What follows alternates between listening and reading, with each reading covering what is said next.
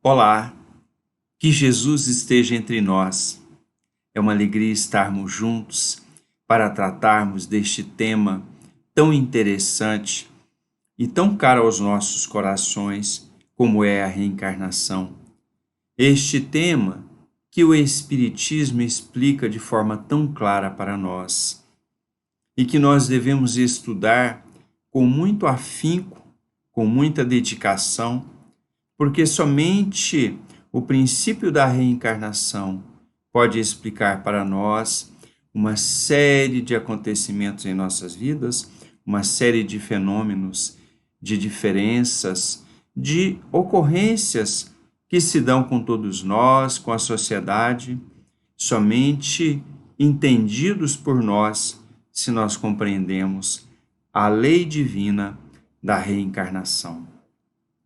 E nós iniciamos com a pergunta básica: o que é reencarnação? Para ouvirmos a resposta certa de Allan Kardec, contida no Evangelho segundo o Espiritismo, quando ele nos diz: a reencarnação é o retorno da alma ou espírito à vida corpórea, mas em outro corpo, novamente formado para ele. Para o espírito, nada havendo em comum com o antigo. Então, nós percebemos aqui que o espírito, e é também princípio da doutrina espírita, com a morte do corpo físico, o espírito continua a existir.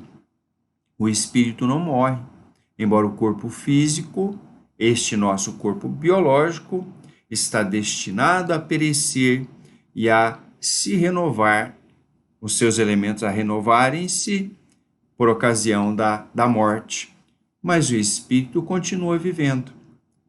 A reencarnação é o retorno deste espírito ao mundo físico, mas através de outro corpo, e que ele abraça e que ele desenvolve. Leon Denis, no livro O Problema do Ser, do Destino e da Dor, nos esclarece. Devemos ver na pluralidade das vidas da alma a condição necessária de sua educação e de seus progressos. É à custa dos próprios esforços, de suas lutas, de seus sofrimentos, que ela se redime de seu estado de ignorância e de inferioridade e se eleva, de degrau a degrau, na terra primeiramente, e depois através das inumeráveis estâncias do céu estrelado. Parece uma poesia, não é isso? Mas Leon Denis, neste trecho desta obra belíssima, ele nos explica qual a função da lei da reencarnação e nos mostra como sendo condição necessária de educação de nossas almas e de progresso para os nossos espíritos, rumo à vida eterna, rumo à felicidade que nos aguarda. Pois conforme nos ensinam os Espíritos em O Livro dos Espíritos, nossos espíritos foram criados de forma simples e ignorante, mas tendo como destinação a felicidade, que consiste na perfeição que os nossos espíritos alcançarão no final dos tempos. Perfeição essa constituída por duas asas distintas: a asa da sabedoria, do conhecimento, da cultura, e a asa da moralidade, a asa das virtudes. Então nós podemos perceber que apenas uma existência, apenas uma encarnação na Terra, evidentemente que é muito pouco para que nós possamos atingir este grau de perfeição a que os nossos espíritos estão destinados, por vontade de Deus. Qual a finalidade da reencarnação? Mais claramente falando, não é? Nós temos a pergunta de número 167 de O Livro dos Espíritos, quando Kardec indaga: qual o fim objetivado com a reencarnação? E os espíritos lhe respondem: expiação, melhoramento progressivo da humanidade. Sem isto, onde é justiça? Então nós temos a informação dos espíritos, dos benfeitores da humanidade, que a reencarnação tem duas finalidades básicas. Uma delas é a de colocar os nossos espíritos para expiar, a necessidade de expiação, o que significa que nós já vivemos anteriormente, que nós já falimos, conforme de resto nos ensinam os espíritos, na obra kardeciana, especialmente no Evangelho segundo o Espiritismo, quando os espíritos, Allan Kardec também, coloca a Terra como um mundo de provas e expiações, como um sítio malsão, como uma penitenciária, como um hospital. E diz assim: não se mandam para a penitenciária aqueles que não praticaram nenhum crime. Não se manda para um hospital aquele que não se encontra doente. Então nós estamos aqui na Terra para expiar as nossas faltas de um passado reencarnatório de longas existências vividas, mas também estamos aqui na Terra para melhorar o nosso espírito, através da aquisição das virtudes e a aquisição do conhecimento. Portanto, quanto mais nós estudarmos, melhor para nós, do ponto de vista do progresso espiritual. Quanto mais virtudes nós adquirirmos, nós desenvolvermos em nós o amor, a honestidade, a caridade, a humildade, a perseverança, a coragem, a fé, quanto mais desenvolvermos essas virtudes, menos necessidade nós vamos ter de reencarnar. Ainda continuando sobre a finalidade da reencarnação, Allan Kardec nos diz: os espíritos não podem aspirar à perfeita felicidade senão quando puros. Qualquer mácula que nós tenhamos em nossos espíritos lhes interdita a entrada nos mundos ditosos, similares a passageiros de um navio atingido pela peste, aos quais é proibido entrar em uma cidade até se purificarem. Nós estamos vivendo isso atualmente com a pandemia da Covid-19, não é isso? Nos lembramos que no início o navio ficava parado no porto por vários dias, aguardando aquele período de quarentena, porque a sua população estava acometida pela Covid, estava enferma.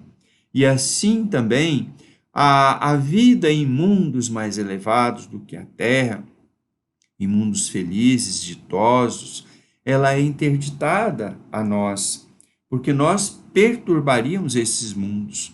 Então é necessário que nós reencarnemos na Terra, né, várias vezes, pelas diversas existências corporais.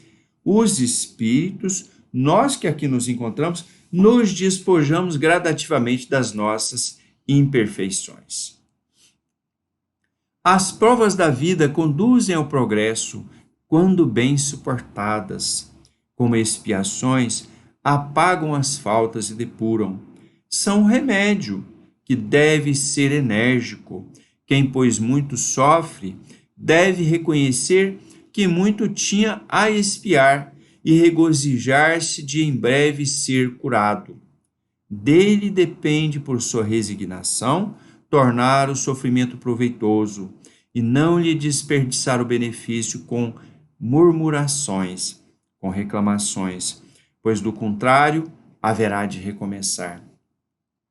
Daí então, porque nós podemos entender qual a razão de tantas dores que se abatem sobre os habitantes da terra, qual é a causa de tanto sofrimento, qual a causa de tantas dificuldades, qual a razão de tantas desigualdades.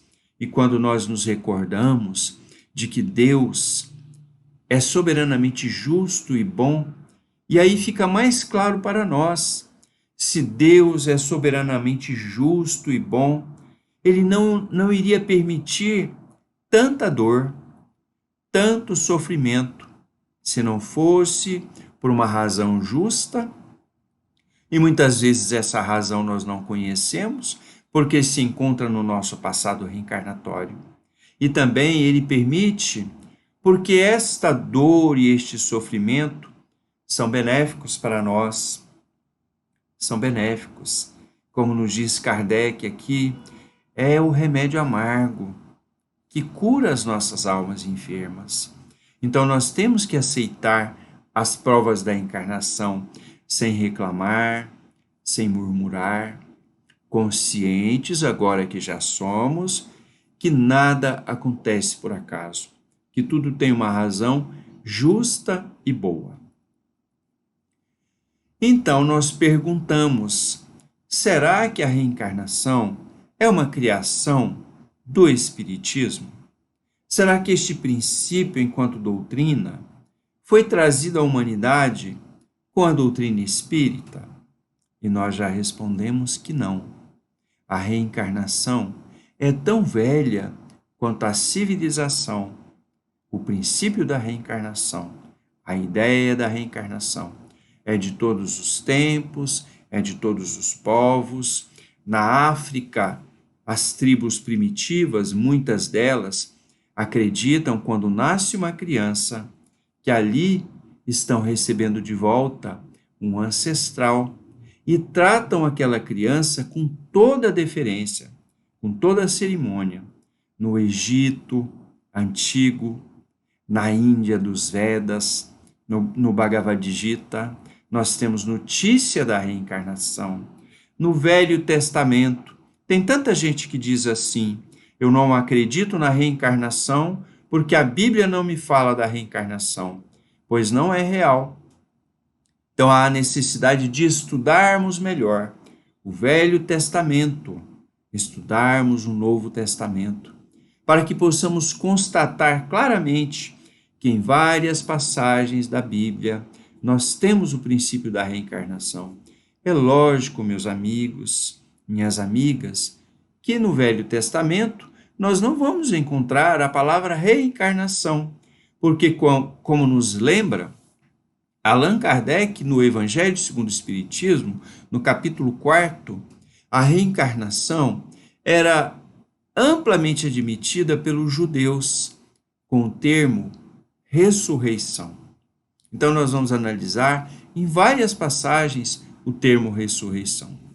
Nós pegamos aqui de O Evangelho segundo o Espiritismo uma passagem da Bíblia, do Velho Testamento, quando Job, o profeta, ele nos narra, no capítulo 14, ele nos faz a seguinte confissão e crença de fé: quando a pessoa está morta, ela vive sempre. Aqui nós temos um primeiro princípio, que é o princípio da vida após a morte, da existência do espírito pela eternidade. Quando a pessoa está morta, vive sempre, concluindo os dias de minha existência terrestre. Esperarei, porque a ela retornarei de novo. Concluindo a minha existência terrestre. De que maneira? Através da morte. Eu esperarei, porque a ela retornarei de novo. Então está clara nessa passagem da Bíblia, do Velho Testamento, a doutrina da reencarnação. E nós vamos ver a reencarnação amplamente explicada por Jesus, o princípio da reencarnação. E Kardec nos ensina que, se nós não admitirmos a realidade da reencarnação, das vidas sucessivas, a maioria das máximas contidas no Evangelho, nas palavras de Jesus, elas ficariam sem explicação. Se nós não admitirmos a encarnação, a reencarnação, nós não vamos compreender muitas passagens do Evangelho. E numa dessas passagens, no Evangelho de João, nós temos o inovidável diálogo entre nosso Senhor Jesus e um doutor da lei chamado Nicodemos. Quando ele se encontrava a sós com Cristo, ele foi atrás de Jesus e fez-lhe uma indagação. Quando Jesus disse a ele que era necessário nascer de novo, Nicodemos pergunta novamente: como pode nascer um homem já velho, já idoso? Pode tornar a entrar no ventre de sua mãe para nascer uma segunda vez? Meus amigos, esta passagem de Nicodemos, esta pergunta, deixa claro para nós que Nicodemos estava entendendo muito bem a resposta de Jesus, porque ele pergunta: uai, como é que então pode, Senhor, um homem entrar uma segunda vez no ventre de sua mãe ou de outra mulher? E Jesus dá-nos a resposta que ficaria para Nicodemos na sua memória, gravado para sempre, mas ficaria também como um legado para a humanidade do futuro. Retorquiu-lhe Jesus: em verdade, eu te digo, ninguém poderá ver o reino de Deus se não nascer de novo. Ninguém poderá chegar ao estado de perfeição a que se encontra destinado, se não reencarnar por diversas vezes, se não nascer em diversos corpos, se não renascer novamente. É um ensinamento claro de Jesus para a humanidade. E ele fala que a pessoa tem que nascer da água e do Espírito. E nós sabemos, e Allan Kardec nos explica muito bem, neste capítulo 4 do Evangelho segundo o Espiritismo, ninguém poderá ver o reino de Deus se não nascer de novo, que a água para os judeus, ela tinha uma importância peculiar, porque a água era considerada como o princípio da vida física, como o princípio da vida biológica. E nós vamos entender lá nas palavras contidas no Gênesis, que o mundo foi feito da água, que os seres vivos foram retirados da água. E nós vamos entender, de acordo com as leis biológicas também, que nós, quando nos encontramos no ventre de nossa mãe, nós nos encontramos mergulhados em água. E nós vamos entender também que o nosso corpo físico, ou seja, aquele no qual nós reencarnamos, é constituído de pelo menos 70% de água.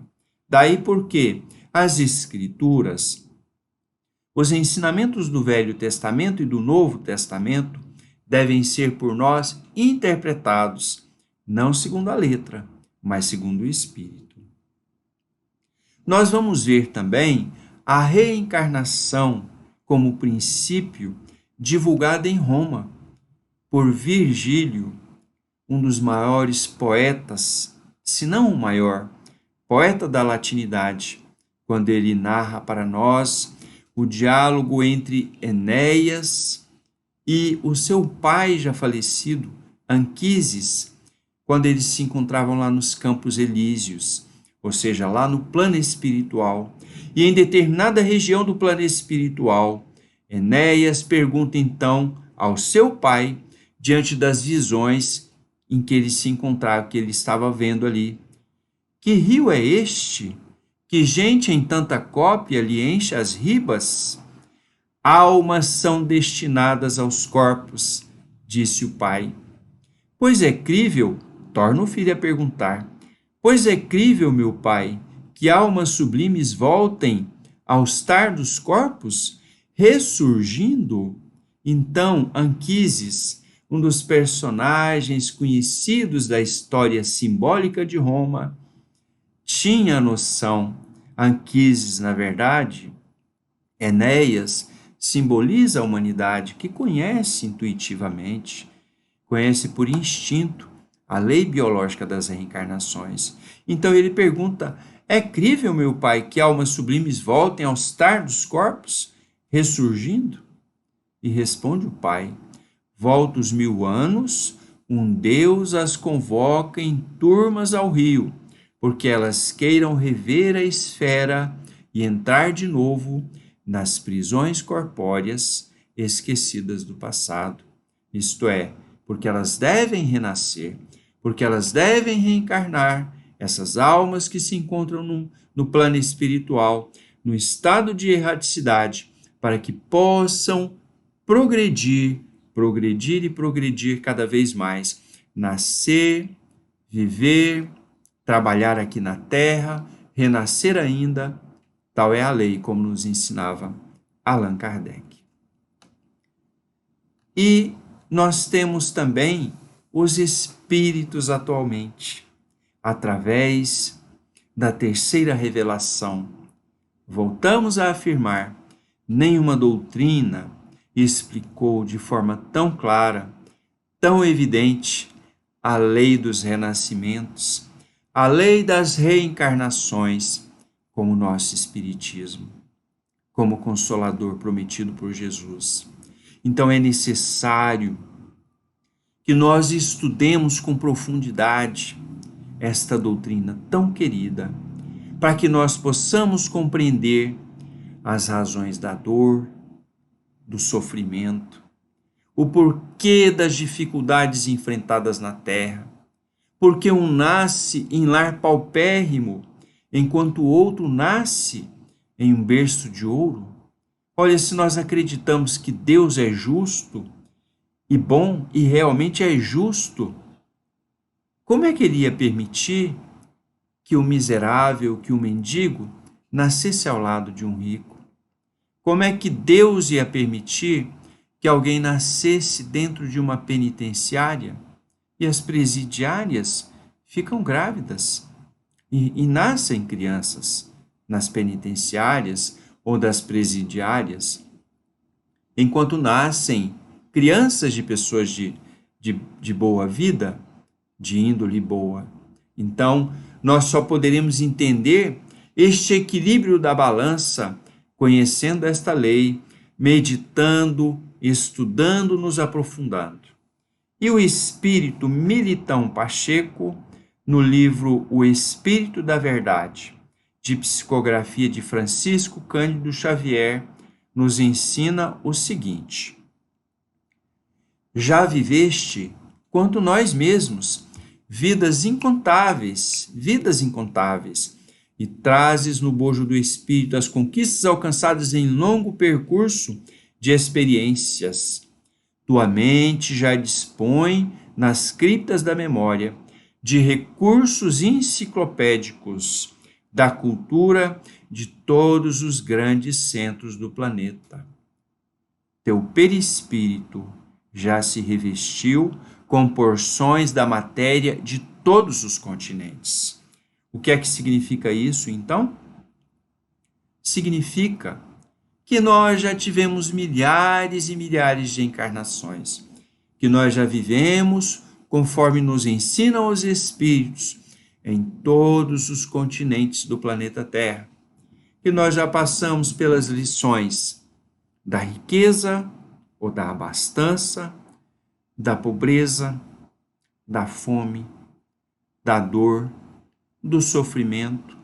Já morremos, falecemos de várias causas, de pestes, assassinados, já suicidamos, lamentavelmente, para os nossos espíritos, já tivemos experiências dolorosas, mas já também tivemos muitas conquistas, já ajudamos, já amamos muito, já auxiliamos, mas, infelizmente, nós temos que concluir que nós muito mais prejudicamos, nós muito mais fizemos sofrer, nós muito mais matamos, nós muito mais traímos, nós muito mais infelicitamos no decorrer de nossas inúmeras existências do passado, do que nós ajudamos, do que nós praticamos de bem,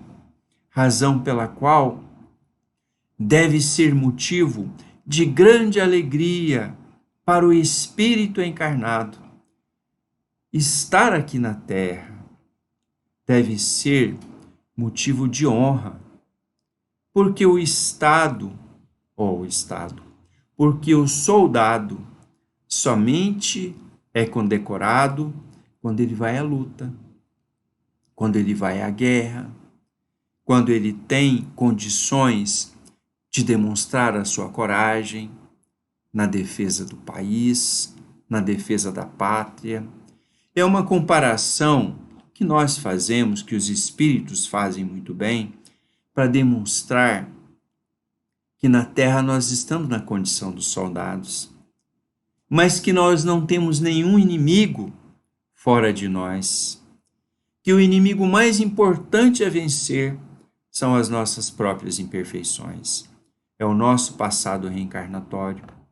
Então, gente, nós temos que entender claramente que muitas das nossas privações de hoje, muitas das nossas dificuldades enfrentadas no hoje, elas decorrem da lei de causa e efeito.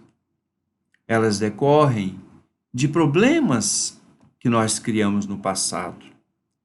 Exemplificando, aquele que na última existência foi um médico, por exemplo, era um médico e que tinha a tarefa de curar, desdenhou dos doentes, abandonou os doentes, vem na atual encarnação na condição de doente. Na condição de doente, dependente do SUS, dependente da saúde pública. Aquele que tinha muito patrimônio e que o patrimônio foi conquistado através da desonestidade, vem na condição de miséria, vem na condição de privação financeira para dar valor ao dinheiro, ao patrimônio. Aquele que foi preguiçoso vem com o corpo carregado de enfermidades. Aquele que era viciado, o alcoólatra, pode vir com cirrose hepática. Mas como determinada pessoa tem cirrose hepática se ela nem bebe? Então nós vamos encontrar a causa nas vidas anteriores. E vamos adiante. Por isso que é importante que nós nos esqueçamos de nosso passado. E muita gente fala, eu não acredito na reencarnação, porque eu sequer lembro do meu passado reencarnatório. E Allan Kardec explica por que não nos lembramos de nosso passado.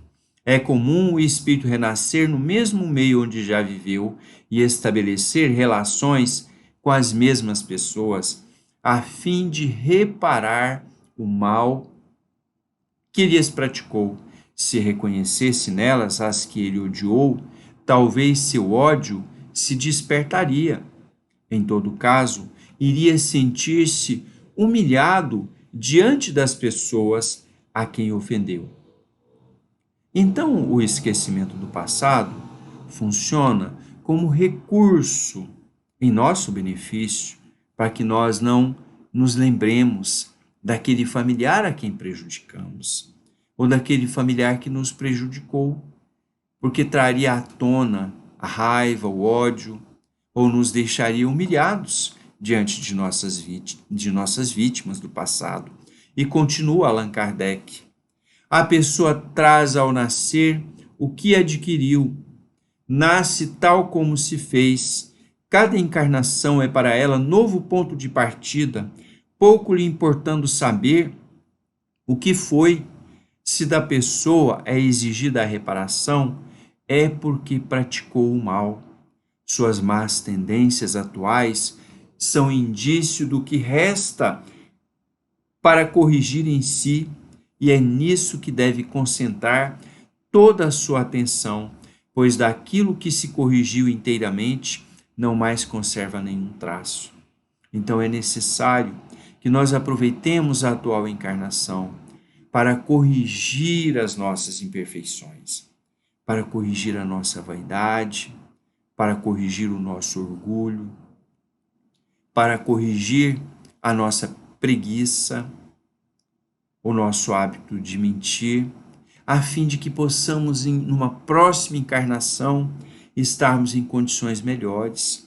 É necessário que nós aproveitemos a atual encarnação para reparar os males praticados com aqueles que convivem conosco, porque Deus, na sua bondade infinita, nos permite renascer no meio daqueles aos quais nós prejudicamos, a fim de que nós possamos amá-los, a fim de que nós possamos nos reconciliar com eles. E nos ensina Emmanuel, através da psicografia de nosso Chico Xavier, longe das esferas superiores que ainda não merecemos e distanciados das regiões positivamente inferiores. Concede-nos então a providência divina, o refúgio do lar, entre as sombras da terra e as rutilâncias do céu, por um instituto de tratamento. A reencarnação é para nós um instituto de tratamento. É assim que, reencarnados em nova armadura física, reencontramos perseguidores e adversários, credores e cúmplices do pretérito, na forma de parentes e companheiros, para o resgate de velhas contas. Recebemos assim um corpo inteiramente novo. Recebemos assim a bênção do esquecimento e recebemos de volta aqueles que foram as nossas vítimas, também aqueles que nos prejudicaram, a fim de que possamos nos reconciliar com esses adversários do passado reencarnatório. Recebemos a bênção da oportunidade. Aproveitemos a atual encarnação. Aproveitemos em todos os momentos para praticar a caridade, para ajudar ao próximo, para amar, para perdoar aqueles que nos prejudicam, conscientes que estamos pagando as nossas dívidas do passado, porque este é o caminho da felicidade. E o Espiritismo nos ensina muito claramente, como uma regra básica: fora da caridade não há salvação, fora do bem não há salvação, fora do amor ao próximo não há salvação. Que Jesus nos abençoe, que possamos aproveitar a atual existência em cada minuto de nossas vidas para amar bastante, para corrigir as nossas imperfeições, para no futuro, na próxima encarnação, contarmos com condições melhores, contarmos com os nossos amigos do nosso lado, para que possamos habitar no futuro o mundo regenerado que nos aguarda. Muita paz a todos e fiquem com Deus.